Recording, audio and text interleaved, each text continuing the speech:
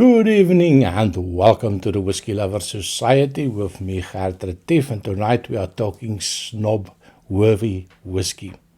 Now, I'm going to ask a couple of questions. You can play along, give me some of the answers, and let's see how much of a snob you are.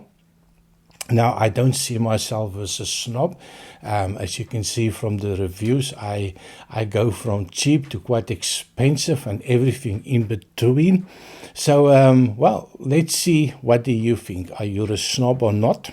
Well, the first one, do you like to explain whiskies to all your friends? When you go out to the pub and we order a nice whiskey, and the first thing that you do is that you want to tell them about the history of that whiskey. Where does it come from? How old it is? You give them a whole speech, and all that they care about is shut up. I want to just drink my whiskey and have a good time.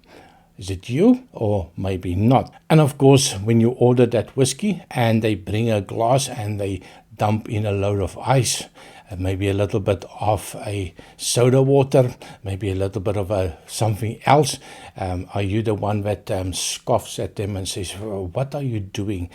That's not how you're supposed to be drinking whiskey. Well, I know a lot of people are like that. I try not to do that anymore. You pay for it, you drink it the way that you like. And of course, if you sit in a pub, they are not going to have a proper nosing glass. Then for them, it is not about the nosing and the tasting. For them, it's just putting it in the glass and charging you a lot of money for it. And of course, if you go to your friend's house and they bring out a tumbler or a highball glass and they pour you a little bit of a whiskey in it.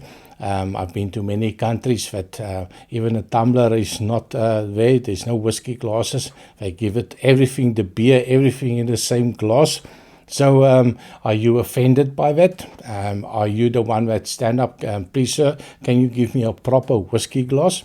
Well, you might be moving towards the snob territory. And of course, I'm not even going to mention adding Coke, Fanta or Sprite, all of those things to it. That can only lead to a 5-10 minute rant on what are you killing in that whiskey. So I hope it's not you. And of course, once you get that whiskey and you have to bring it in this one nose, you have to move it to the other nose. You have to stick your nose in it. You have to open your mouth. I can't do that. Trying to get more of the aromas and everybody's looking at you. Just drink the bloody whiskey. And well, is that you? Definitely not me. I don't do that one. And of course, the last one that I want to mention is that once everybody has listened to you rant and rave, listen to the history lesson, listen to all the notes that you get, and then you tell them, so what did you get? Do you get a little bit of a honey? And they, no.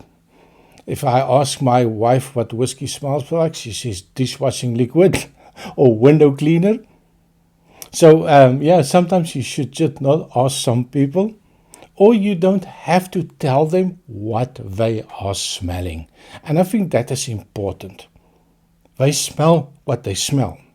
And they go into their memory bank and they associate what they are smelling with what they have smelled before. So if you said yes to most of them, congratulations, you're a snob. Well, maybe there's a thin line between being too passionate and maybe being a little bit of a snob. So be careful. Not all your friends care about your passion for whiskey. So with that little bit of a rant in mind, I'm going to start off with my 6 whiskies that from the last 35 years that I've been enjoying a little bit of a whiskey.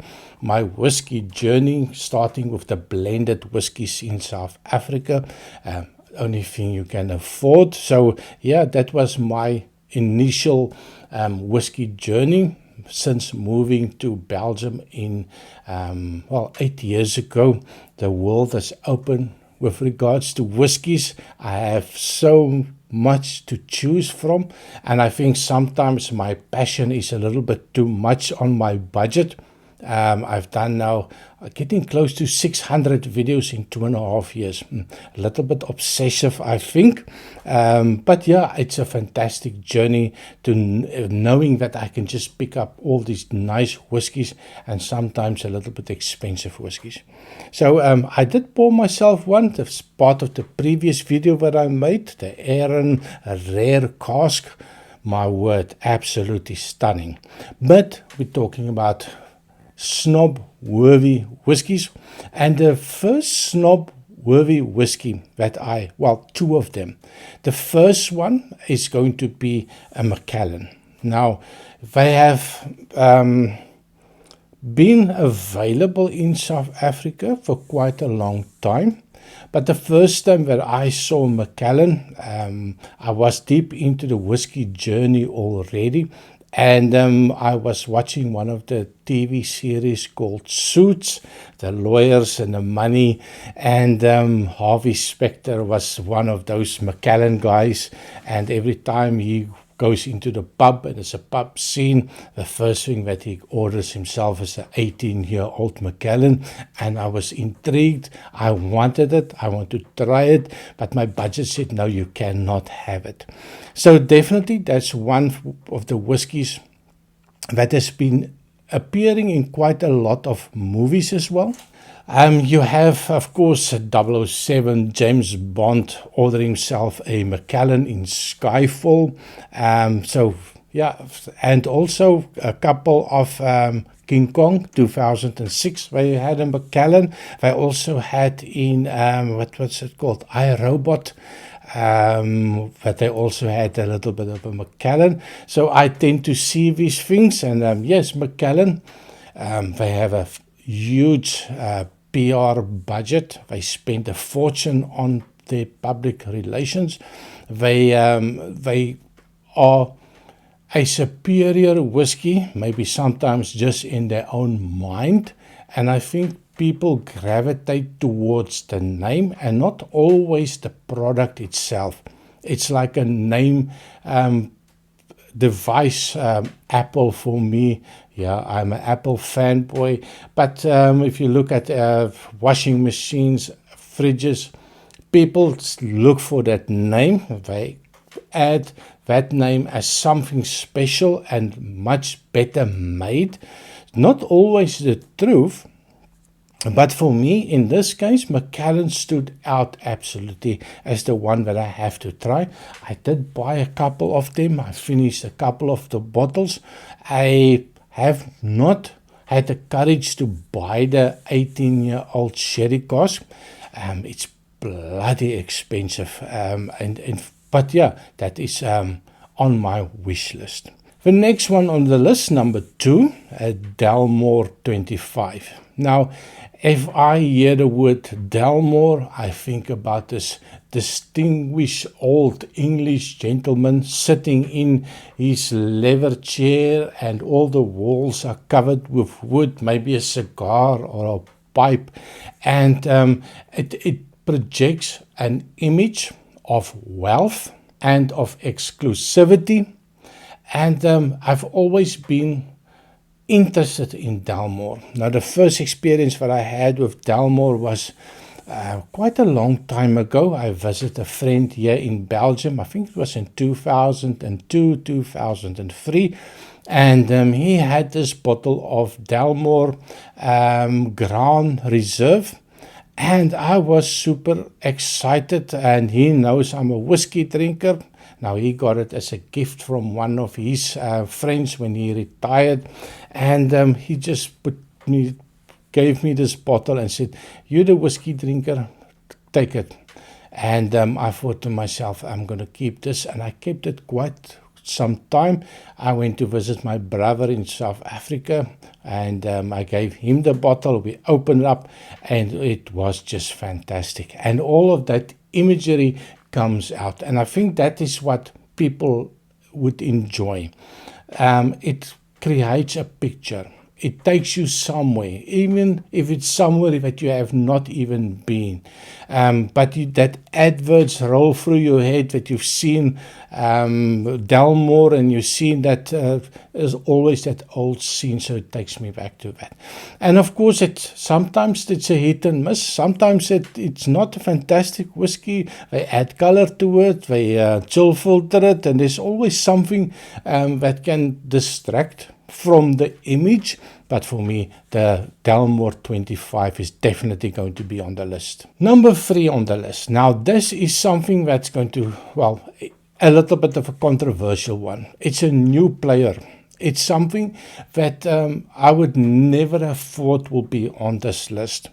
But for some reason, I'm always drawn to this one. Every time I go to a duty-free shop, they had one in Schiphol Airport, and every time that I go back there, it is 200-300 euros more expensive. And every time I tell myself, you idiot, you should have bought it. But then again, when it hits 800-900, 1,000 euros for a bottle, and it's an 18-year-old, then you ask yourself, my word, can you imagine if I bought that when it came out? Hey, I'm sitting on a pile of money. So I'm talking about the Yamazaki 18-year-old. Now, I have tried numerous Yamazakis, the no-age statement ones, the 12-year-old. I was given a great sample from Greg's Whiskey Guide. And I must tell you, it is really nice. It is light, it's fruity, it's just everything that I like in a whiskey. And of course, nowadays, people in the know, people have been doing the whiskey journey, have been following whiskey channels, and everybody knows that Yamazaki is one to be looking at for the future. That's whiskey that is well made. It's whiskey that makes you happy. So definitely my number 3 on the list. Number 4 on the list. Well, this is definitely not for me. I think this is for my other snobbish friends that likes peated whiskey. Now, I was not sure if I'm going to add this one, but I know there's a lot of people that love this one. And I'm talking of Lefroy, and I'm talking about the 25-year-old Lefroy. Now, there's not much to say about it, but I have seen so many people making YouTube videos, and I've seen the comments of the people talking about Lefroy. That is that passion whiskey. It's either you love it or hate it. There's not much wiggle room in between. Love, hate. For me, Lefroy, especially the 10-year-old, is a little bit of a hate situation. I cannot stand it, but there's so many people that do like it. And I'm sure if you put up a bottle of 25-year-old and say who wants it free of charge, you can have your inbox is going to be full super fast. So definitely, if you are a peated whiskey lover and you have this one on the cast and your friends come over that do understand the value of whiskey, they will be quite impressed with your 25-year-old Lefroy. Number 5, and of course, coming from South Africa, there was one whiskey that was always the top tier when I grew up. And this lasted, well, probably still lasting in South Africa. If you go to a pub and it's there, I can tell you almost nobody is going to buy that whiskey. And I'm talking about Johnnie Walker Blue Label. Now, years ago, that must have been 2001, we were sitting in the pub next to the beach and they had this bottle Johnnie Walker. 2 guys walked in, they ordered themselves a double each. Now, I was thinking, this must be quite expensive. But they came back, ordered another double, and they came back 3 times for a double. So at that stage, just to give a little bit of context, a beer will cost you 8 South African rands, and they were buying doubles at 145 rands for a double. and they were drinking like it is like water. So I was super impressed. The waitress, even good old friends of ours, came to me and says, good grief, can you imagine having so much money that you can drink this expensive whiskies in a bar? So yeah, so that was my first real experience with it. Never tasted it. It's been, I think I tasted it last year for the first time in my life, and I had to do it on Emirates, and they graciously upgraded me to first class, and I had a super experience of tasting it for the first time, and it is really nice, but it is just again, the PR around it, and loads and loads of adverts. It's everywhere at the airports. So they are really pushing the brand. Number 6, last one on my list, and I have to bring it in. It's mandatory. It's something that everybody is talking about, and of course, I'm talking about Springbank. Now, love them, hate the idea that you cannot get it, hate the idea that people buy it up and 6 months down the line they sell it on the secondary market for stupid prices. But for me, if I can put my hand up for a whiskey that I would love to have on the bar, and as being super impressed when my friends come in, that Snob coming out, and they say, you have a Springbank 25 in your bar, and it's opened, well, that is definitely a Snob-worthy drink.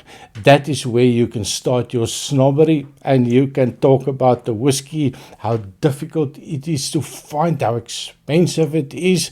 How do you drink it? Because you're the one that bought that bloody whiskey, and you are the one that's going to tell people how to drink that whiskey. So definitely that is my 6 Snob-worthy whiskey. Do you think yourself as a snob? Are you ticking all the boxes with regards to the questions? Do you sometimes sit back and say, maybe I need to tone it down a little bit? So that's me on my 6 whiskies, my Snob whiskies.